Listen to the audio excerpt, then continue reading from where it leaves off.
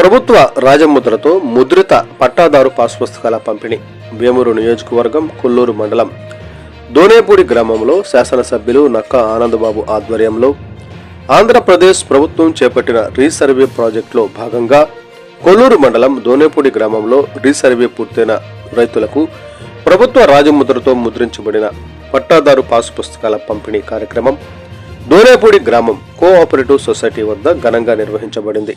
ఈ కార్యక్రమాన్ని వేమూరు శాసనసభ్యులు నక్క ఆనందబాబు, రాష్ట్ర రెవెన్యూ శాఖ మంత్రి వర్యులు అనగాని సత్యప్రసాద్, బాపట్ల ఎంపీ తెన్నేటి కృష్ణప్రసాద్ సంయుక్తంగా ప్రారంభించి రైతులకు పాస్ పుస్తకాలను అందజేశారు.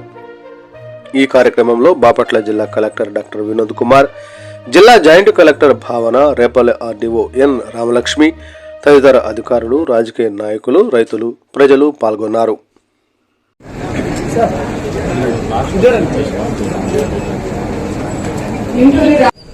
చేసిన ఇతర అధికారులు, సిబ్బంది, పాత్రికేయ మిత్రులు, సోదర సోదరిమణులు అందరికీ కూడా హృదయపూర్వక నమస్కారం.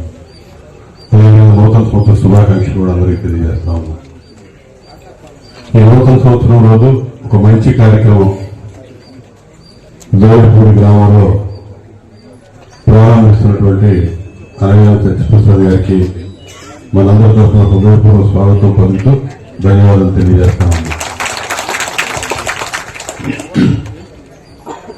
ఈ పట్టాదారు పాస్ పుస్తకాలు రీసర్వే జరిగినటువంటి గ్రామాల్లో ఈరోజు రాష్ట్ర వ్యాప్తంగా గౌరవ మంత్రివర్యులు మొదలుపెట్టబోతా ఉన్నారు.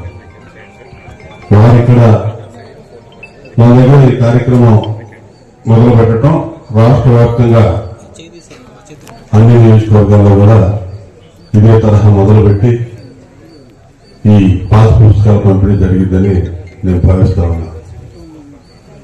ఇది ఎప్పటి నుంచో రైతాంగం ఎదురు చూస్తున్నటువంటి పరిస్థితి. ఈ పట్టాదారు పాస్ పుస్తకాలు దానిలో ఉన్నటువంటి మంచి, దానివల్ల కలిగే ఉపయోగాలు, భవిష్యత్తులో మీ తరతరాలకి ఇది ఏ విధంగా సింపుల్ గా ఎవరికి ఇబ్బందులు లేకుండా, వివాదాలు లేకుండా, గొడవలు లేకుండా మీ తర్వాత తరాలు కూడా ఏ విధంగా ముందుకెళ్ళొచ్చో ఇంతకుముందే జాయింట్ కలెక్టర్ గారు, సిసిఐ గారు చెప్పారు. లోపలికి రాగానే మంత్రి గారు, కలెక్టర్ గారు, ఎంపీ గారు వీళ్ళందరూ కూడా ఆల్రెడీ చెక్ చేశారు ఈ సిస్టమ్ ఎలా పనిచేసింది, ఎలా ఉందనేది. ఒక మంచి బ్రహ్మాండమైనటువంటి వ్యవస్థ క్రియేట్ చేసుకొని ఇప్పుడు ప్రజల్లోకి, రైతాంగానికి అందుబాటులోకి పాస్ బుక్స్ తీసుకొచ్చారు. ఈ పాస్ బుక్స్ మీద ఎవరి ఫోటోలు లేవు. గౌరవ ముఖ్యమంత్రి చంద్రబాబు నాయుడు గారిదో, మంత్రివర్యులు సత్యప్రసాద్ గారిదో ఇక్కడ ముద్రించాల రాజముద్ర, ఆంధ్రప్రదేశ్ రాజముద్రతో ఈ పాస్ పుస్తకాలు అందించబోతా ఉన్నారు. గతంలో ఉన్న ప్రభుత్వం ఇదే రీసర్వే చేసి వ్యవస్థనంతా కూడా భ్రష్టు పట్టించిందని చెప్పాలి. రెవెన్యూ వ్యవస్థలో అనేక గందరగోళాలకు కారణమైంది. భూ వివాదాలు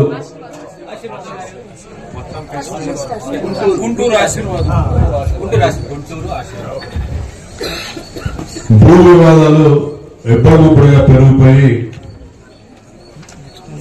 తల్లుకొని గొడవలయ్యి కేసులు పెట్టుకొని లేనిపోయిన ఇబ్బందులు పడే పరిస్థితి రాష్ట్రంలో కల్పించారు. ప్రజల ఆస్తి కూడా జగన్మోహన్ రెడ్డి హయాంలో స్థానిక నాయకుల దగ్గర నుంచి పెద్దల దాకా ఏ విధంగా కబ్జా చేయాలో ప్రయత్నాలు జరిగింది. ఎందుకంటే ల్యాండ్ టైటిలింగ్ యాక్ట్ అని ఒకటి తీసుకొచ్చారు. దాని మీద చాలా ఆందోళన చెందారు ప్రజలందరూ కూడా. దాని మీద ఏదైనా వివాదాలు ఉంటే పరిష్కరించే ప్రక్రియ కూడా వాళ్ళే తీసుకున్నారు. అంటే భవిష్యత్తులో ఎవడ భూమి కావాలన్నా, ఎవడ ఆస్తి కావాలన్నా కాల్ చేయడానికి అవకాశం ఉండే విధంగా చట్టాలను తయారు చేసుకున్నారు. ఈ రీసర్వే జరిగిన గ్రామాల్లో అనేక గొడవలు, వారి పొలం వీళ్ళ పొలంలో, వీళ్ళ పొలం వాళ్ళ పొలంలో, ప్రభుత్వ పొలం ప్రైవేట్ పొలంలో, ప్రైవేటు ఆస్తులు ప్రభుత్వ పొలంగా ఇష్టం వచ్చినట్టు చేశారు.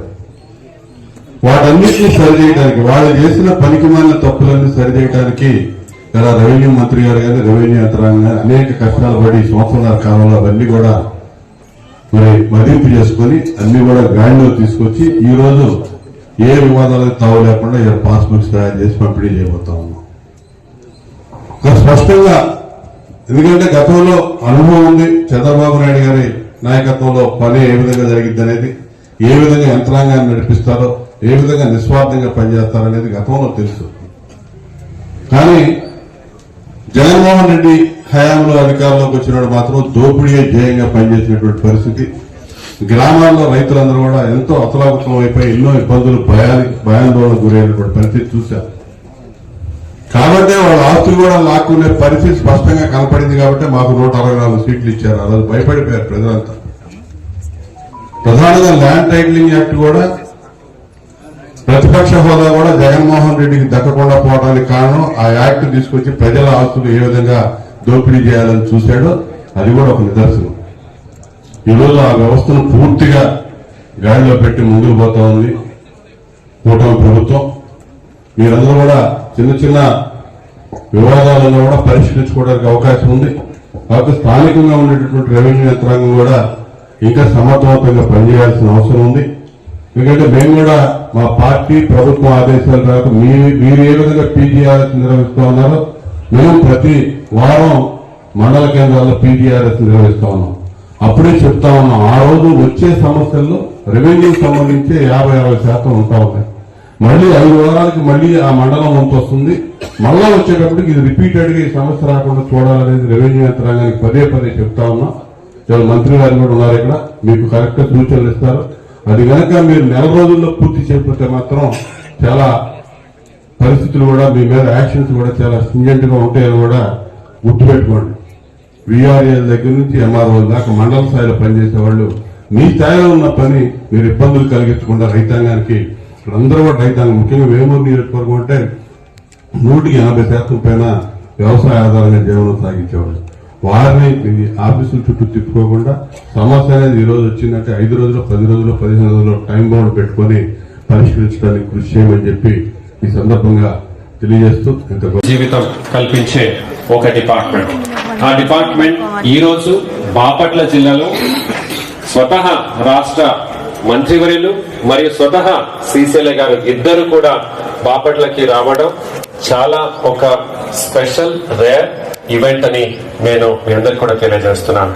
ఈ రోజు 3 రోజుల క్రితమే ఆ పట్టదార్ పాస్బుక్ ఒక డీటెయిల్స్ మనం వెబ్లైన్ లో చెక్ చేసుకుని తర్వాతనే ఈ రోజు పంపిణీ చేయడం జరుగుతోంది. అంటే ఒక సంపూర్ణమైన పని చేయాలని ప్రభుత్వం వారు మనకి ఇచ్చినటువంటి ఆదేశాలని చాచుతూ